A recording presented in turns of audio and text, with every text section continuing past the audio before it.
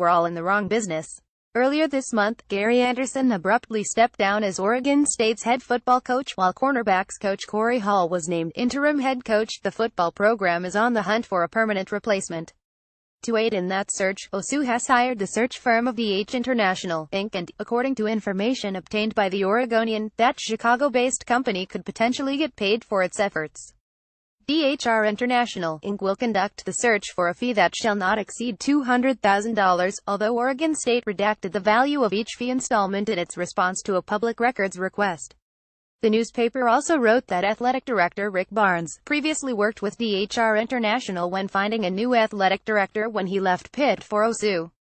It was DH International that also recommended Barnes for the Pitt job. If there was ever a dictionary definition of a tale of two halves, this game was it. Through 2 quarters of play, Houston held a relatively comfortable 170 lead on number 25 Memphis as the ASC teams headed into their respective halftime locker rooms. When the second half dust had settled, the Tigers had righted themselves en route to a 42-point last 2 quarters in a stunning 4,238 come-from-behind win over the Cougars.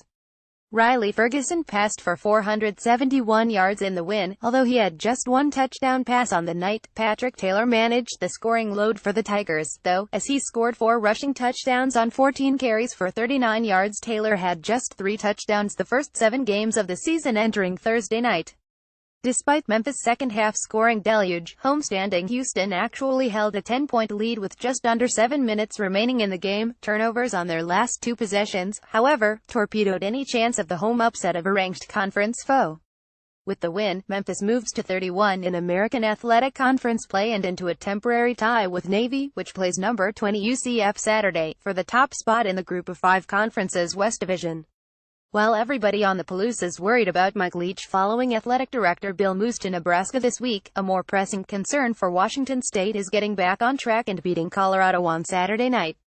That might be just a tad bit tougher now because the school has suspended leading receiver Tavares Martin Jr. for 1 game following his actions subsequent to the team's loss at Cal last Friday.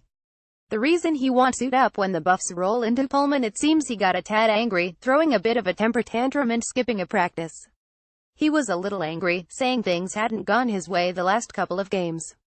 He broke a team rule and needs to be punished for that, the receiver's father, Tavares Martin Sr., told the Seattle Times. He just made a mistake, and he had to pay a price for it. It was a miscommunication between him and the coaches. He was upset. He said he felt like he should have been more involved in that game. Martin Jr. leads the team in receiving yards, 502 and touchdown 7 after starting all 7 games this season. Despite that, he had just 3 catches in the Cougars' 373 loss in Berkeley that caused them to tumble out of the top 10. The Florida native reportedly apologized for his actions and was placed on the scout team in practices prior to playing Colorado. It seems the stiff lesson is being learned quickly, though, as he is expected to be back for Waz's game at Arizona next Saturday, likely with a much different attitude.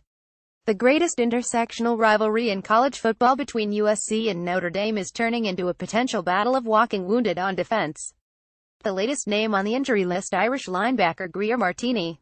The starter and team leader has been dealing with a knee injury he suffered in practice, and while there was some thought he could be back for Saturday's massive showdown with the team's rivals from Los Angeles, that appears not to be the case. Indianapolis Star beat writer Laken Littman reported on Thursday afternoon that Brian Kelly confirmed after practice Martini would miss the game and that he had a surgical procedure to clean up an unspecified meniscus injury on his knee. Brian Kelly says Greer Martini out for USC. Had procedure done to clean up meniscus injury. Feels confident he'll be back for NC State. Laken Littman at Laken Littman, October 19, 2017. Martini is a captain on the team and the 3rd leading tackler on the defense. In his absence, junior Tevin Coney likely slides into the starting lineup at linebacker. The good news might be that Martini could be back for an equally important game against NC State that could loom large in any college football playoff discussion next month. The Trojans are dealing with the loss of defensive tackle Josh Fato and linebacker Porter Gustin for this week's trip to South Bend as well, so both sides have a number of injuries that could hamper their ability to stop the run on Saturday. Given that the game will feature 2 of the best tailbacks in the country in Ronald Jones and Josh Adams, things could turn into a track meet come kickoff time on NBC.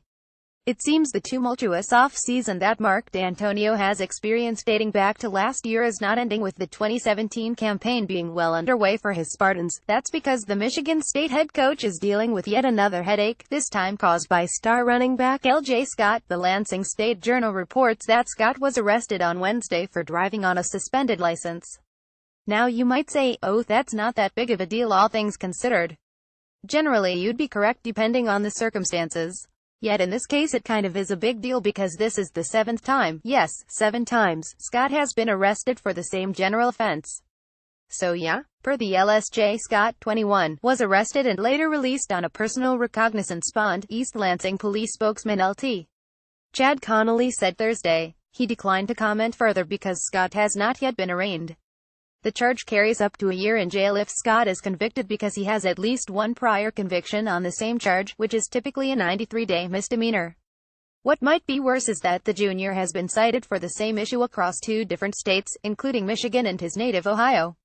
The first instance happened back in February 2016 according to the paper, but charges were dropped after a citation was issued and a fine paid. Scott got caught later in March 2016 when he was speeding, another time in April 2016 after being involved in a car crash, and yet again in July 2016 by campus police. But wait, there's more. Scott was pulled over and charged again this past March and another time as recently as July. The LSJ does not have information as to why his license was suspended in the first place, but we can offer a few guesses. What might be even more infuriating for D'Antonio and the coaching staff is that Scott just posted a career high against Minnesota, 194 yards, and seemed to finally emerge as the primary ball carrier over senior Gerald Holmes and fellow junior Madre London. The school had not released a statement regarding the matter, but it's probably safe to assume that the Spartans will be without Scott on Saturday when they play Indiana.